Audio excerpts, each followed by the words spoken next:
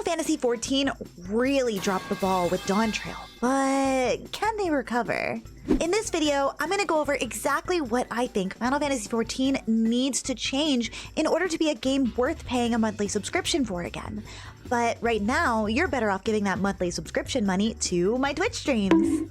Final Fantasy XIV is still one of my favorite games, and I want to see it continue to find success rather than fall off. The story from ARR to Endwalker is some of the best writing I've ever encountered in a JRPG, so I know they can do it. The first and most major change that I think Final Fantasy XIV needs to make is in the formula. Ever since Heavensward, which was almost 10 years ago now, every single Final Fantasy XIV expansion has followed the exact same formula. The dungeons are at the odd-numbered levels, and the final one is at level cap. The trials are at levels that end in 3 and either 7 or 9, and for the past 3 expansions, it's been 9. And the third, final trial of the game always follows directly after the level cap dungeon and is the climax of the base expansion. The patch cycles can be a little bit more varied, but the 0.3 version is usually the, quote, conclusion of the current expansion story, with a major boss fight trial. In Heavensward, it was Nidhogg. In Stormblood, this was Tsukiyomi. In Shadowbringers, it was Seed of Sacrifice. And to their credit, they did say that they were going to have Endwalker's story not follow this trend, and it didn't. Endwalker's main story ended with the boss in 6.0. But I think that them saying this indicates that they know the way they create expansions is incredibly formulaic, to the point where it's becoming a problem. It was an opportunity to start something new and make the game feel fresh. But as we all know, that definitely didn't happen. In fact, they somehow made it even worse. In Shadowbringers, it was a pretty novel experience to be led through the final dungeon by Emmett Zout's narration, and to experience the tragedy of Amarant firsthand. This worked as well as it did because it let us see his plight and why he wants to save his people so badly after all that they suffered. And then after this climactic dungeon, you fight him in his full ancient form, and it's one of the most dramatic experiences that I've ever had in a JRPG. The game really makes you feel for him as a character, and as more than just a villain. It makes you think, what would you have done if your world was collapsing around you and everyone you knew was going to die? What kind of sacrifices would you have made to save your world? And then in Endwalker, they did it again. They showed you what Medion went through as she explored planet after planet in search of hope or happiness and found it all lacking. All she found was despair after despair, and the game tries its best to show this to you through the Dead Ends dungeon and lets you personally experience her hopelessness firsthand as she narrates it. And at the end, you fight her in her full ascended Endsinger form. Personally, I still think this works. I think it follows the pattern set up by Shadowbringers, but puts a spin on it that connects it to Endwalker's theme and Medion as a character and a villain. And considering that Endwalker is intended to be pretty much a direct sequel to everything set up in Shadowbringers, it makes sense that they would have similar final dungeons. But then, in Dawntrail, you witness the end of Alexandria through Speen's viewpoint, and the game tries to put you in her shoes as she makes tough decisions for the sake of her people, and you really get to experience her despair as she narrates it for you. And then you fight her in her ascended robot form. You know how they say that 2 is a coincidence, but 3 is a trend? This needs to change. The final dungeon and fight of the next expansion needs to not be the exact same thing all over again, because it's absolutely starting to lose the impact and the dramatic effect that it originally had. I audibly groaned when I saw what they were doing with Alexandria as the final dungeon and heard Speen start to narrate over the fights. It lacks the impact and the punch that Amarant had, and it's just getting predictable. Which, to wrap back around to everything else mentioned so far, the game as a whole is just getting kind of predictable at this point. I don't like accepting a level 93 quest and knowing that there's going to be a dungeon coming up soon, followed by a trial. I don't like going through the level 96 quest and know that there's probably not going to be any kind of conflict or anything really impactful happening, because the next dungeon isn't until level 97, and they need to kill time until then. I think the pacing of the game suffers when players know exactly what to expect and when. It takes you out of the immersion of the story and just makes it feel like I'm following some kind of developer's checklist. Like when we roll up to a temple with a sealed dragon inside of it and I'm on the level 93 quest, so I know exactly what is going to happen with that dragon. It takes all the intrigue and interest out of a story when I just know what's going to happen. Someone is going to set the stupid dragon free and I'm going to have to fight it. And I also know that if I see the same sealed dragon, but it's the level 94 quest, that it's probably staying in there and is literally nothing more than background fluff. There's absolutely zero mystery. My hand is being held and I'm being walked through a predictable, boring story. And it's extremely disappointing to me that they could acknowledge that they have such an obvious formula with Endwalker and change up the patch cycle quest, but then not take that acknowledgement to have their next expansion move in a different direction. It was not necessary to follow the exact same formula. There's nothing keeping them to this.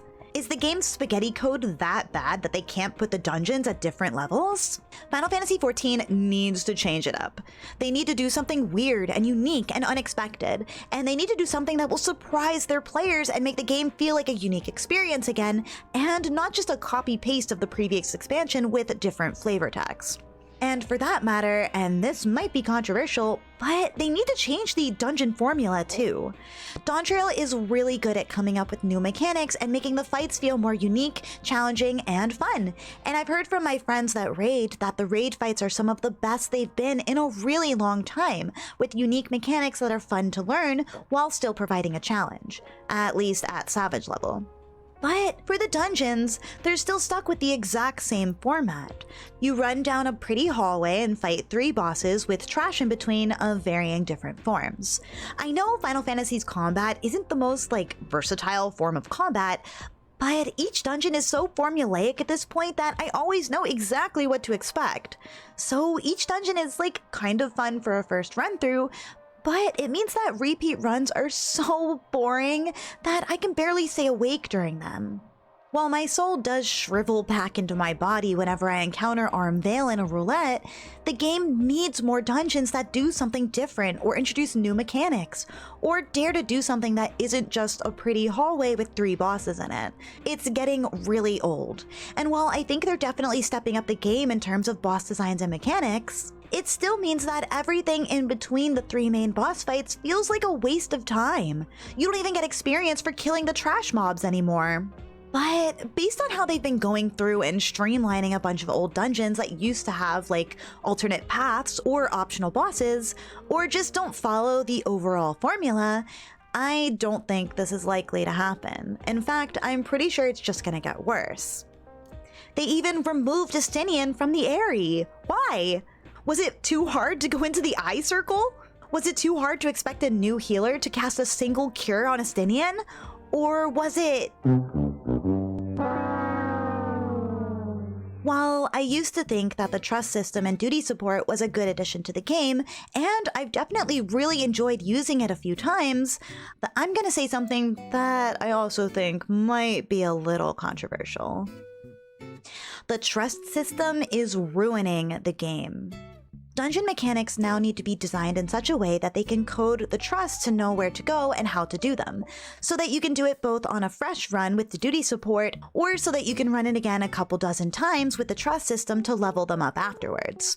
This is a whole new thing to consider when making dungeons, and it means that they can't get too creative with the fights or the dungeon layout design because they need to be playable solo with only NPC party members. So every dungeon fight needs to be predictable enough that they can program paths for the NPCs to follow through during mechanics.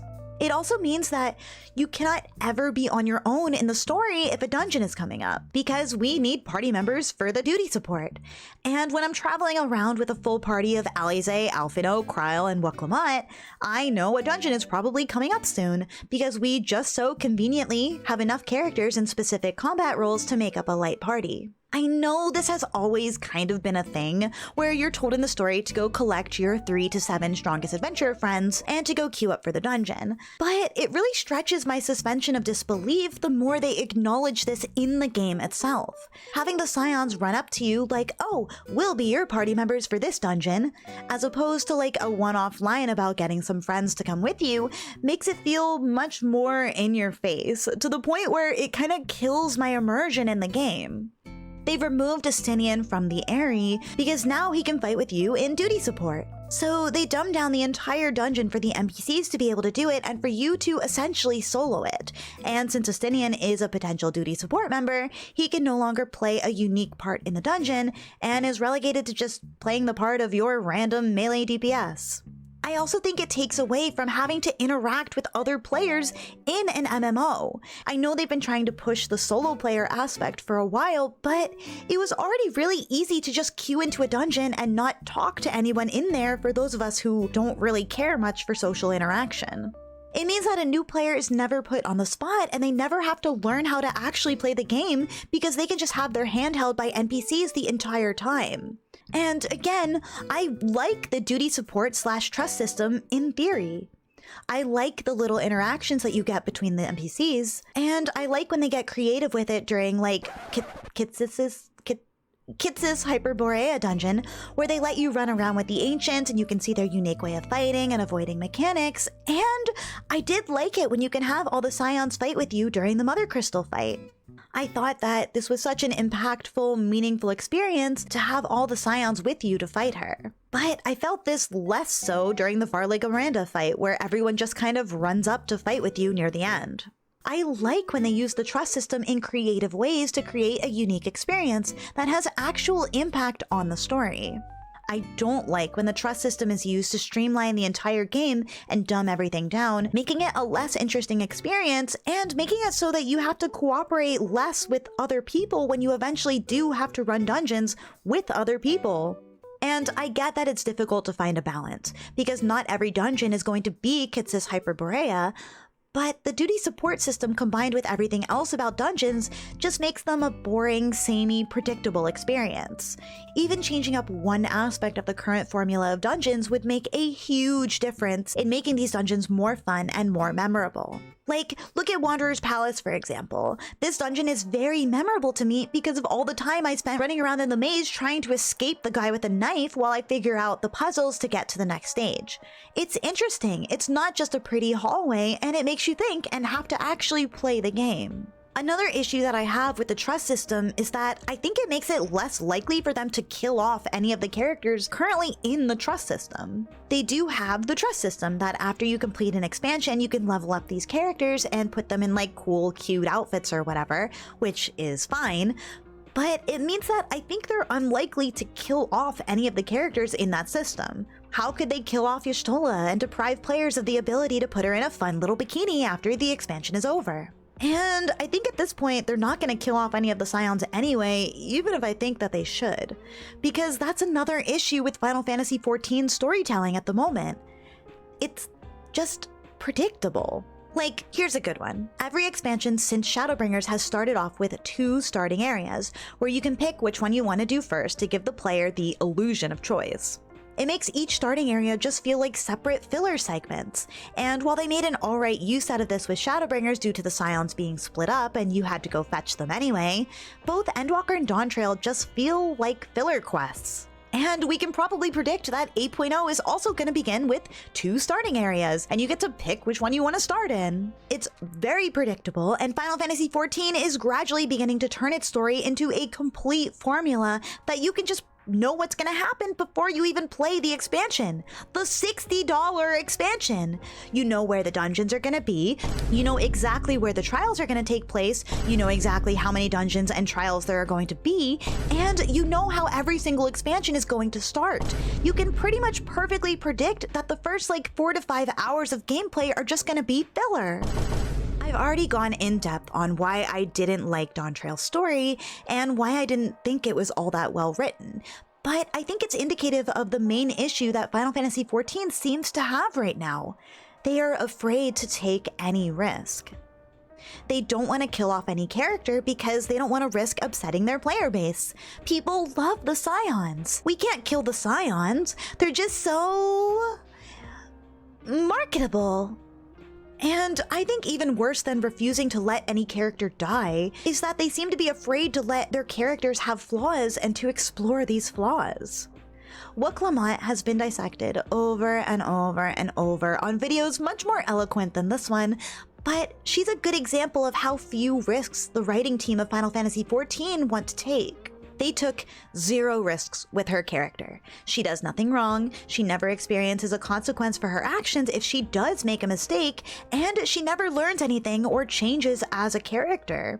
It feels like the writers were too afraid to write a new main character with too many flaws, but in the process, well, I hope they learn from their mistake with her.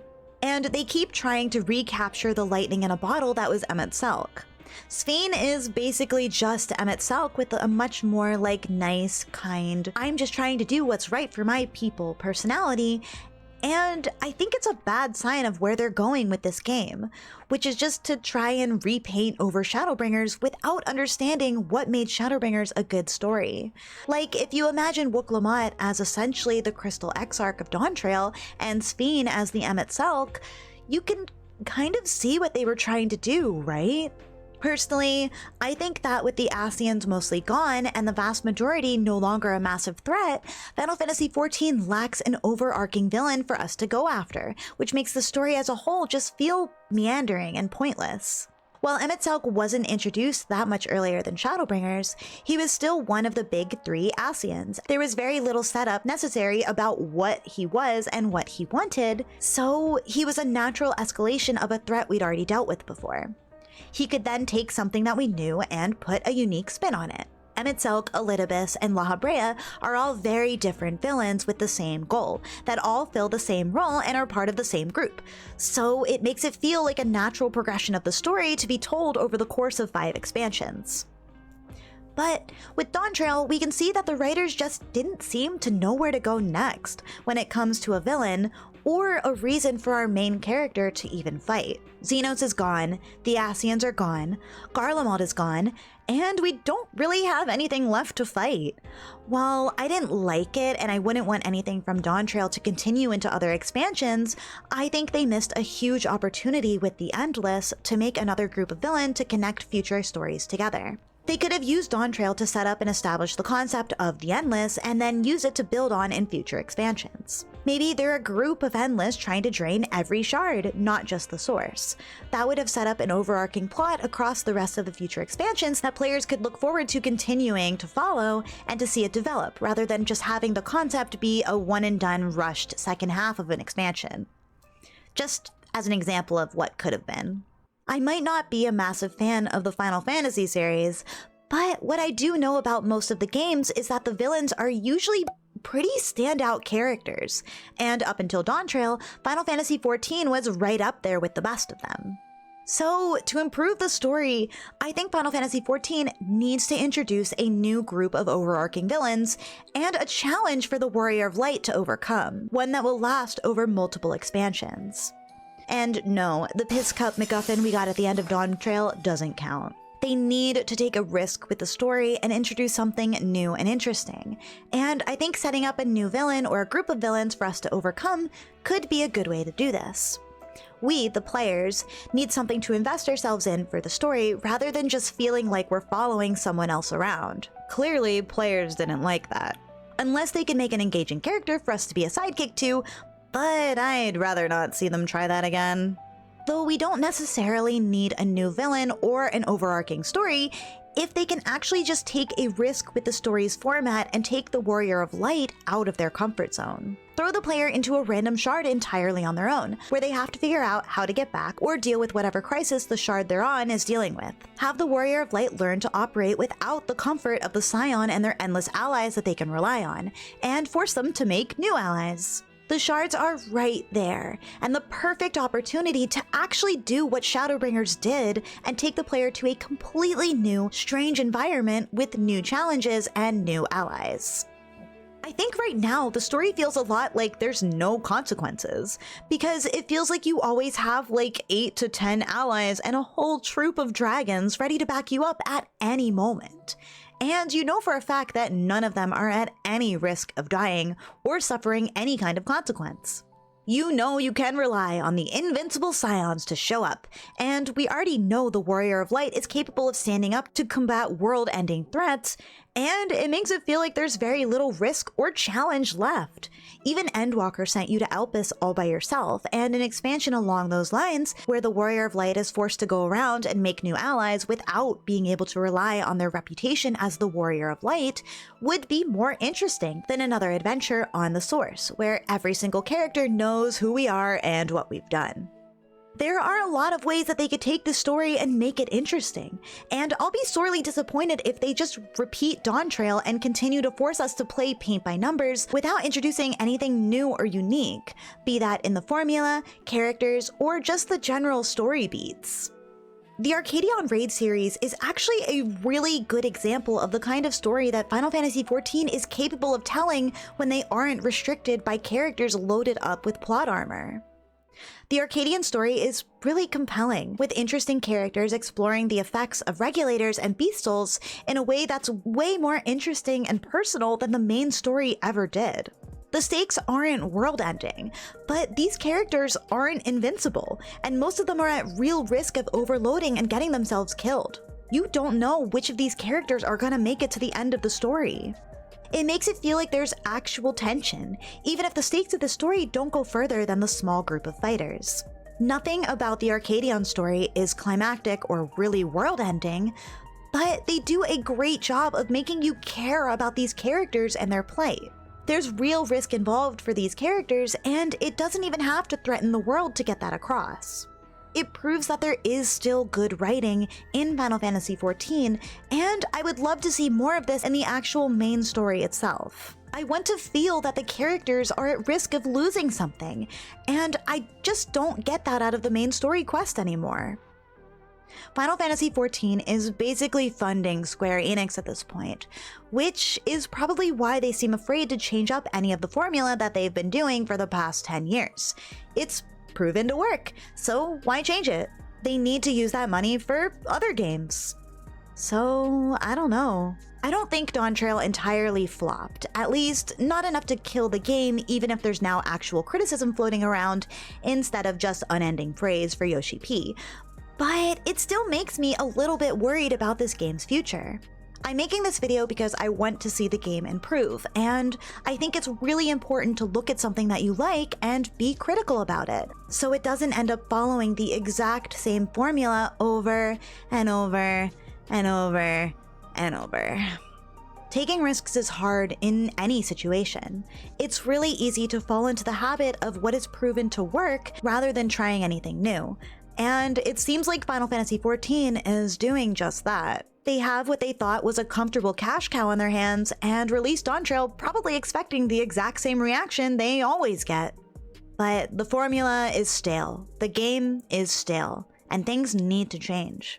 But we might be waiting until the next expansion to see, because the Dawntrail patch cycle seems to be following the exact same formula as every other expansion before it.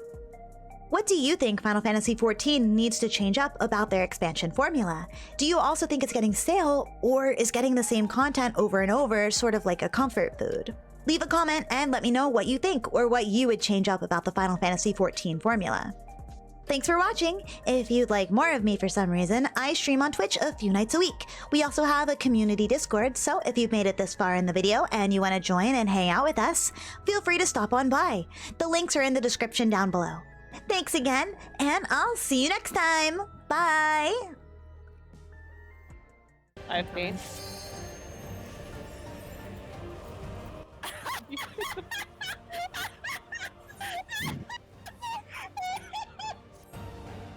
Oh my god, that was hilarious! That has to make it in the video, that's great.